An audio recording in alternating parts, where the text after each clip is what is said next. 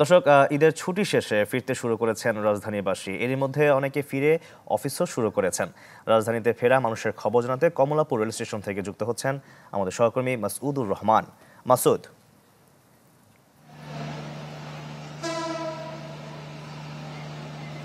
শাকিল, আসলে আজকে ঈদের তৃতীয় দিন। আজকে ঢাকায় ফেরার থেকে আজকেও কিন্তু ঢাকামুখী মানুষ যারা অনেকেই ঢাকা থেকে তাদের নিজ গ্রামে ফিরছেন। আমি যদি আপনাকে দেখাই, নগদের কাছে সব গ্রাহকই প্রিয়, তাই তো সারা দেশে ক্যাশ আউট চার্জ সবচেয়ে কম।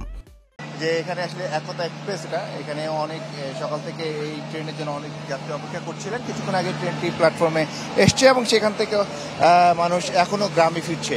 আর এর পাশের এটা 3 নম্বর প্ল্যাটফর্ম। 1 নম্বর প্ল্যাটফর্মে আমরা যেটা দেখেছি যে জামালপুর এক্সপ্রেসের ট্রেনেও ফেরার থেকে গ্রাম থেকে ফেরার থেকে ঢাকা থেকে মানুষ বেশি যাচ্ছে। আমরা এখানকার যারা দায়িত্বে রয়েছেন তারা আমাদেরকে যেটা বলছেন যে আজকেও ঢাকায় যাত্রী ফেরার হার অনেক কম অন্যান্য সময়ের তুলনায়। এবং তারা যেটা দেখছেন যে এখান থেকে ঢাকা থেকে মানুষ ঈদের যে যারা যেতে পারেননি ঈদের সময়, তারা আসলে এখনও যাচ্ছেন এবং ফেরার সংখ্যাটা তারা বলছেন যে অনেক কম।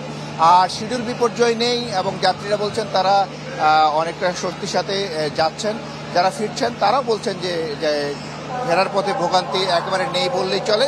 ট্রেনের যে স্বাভাবিক সময়ের যে চলাফেরা সেরকম সময় তারা সেই সময়টার মধ্যে ফিরছেন। প্ল্যাটফর্মে উঠতে নামতে যতটুকু সময় তাদের যাচ্ছে সেটুকুই।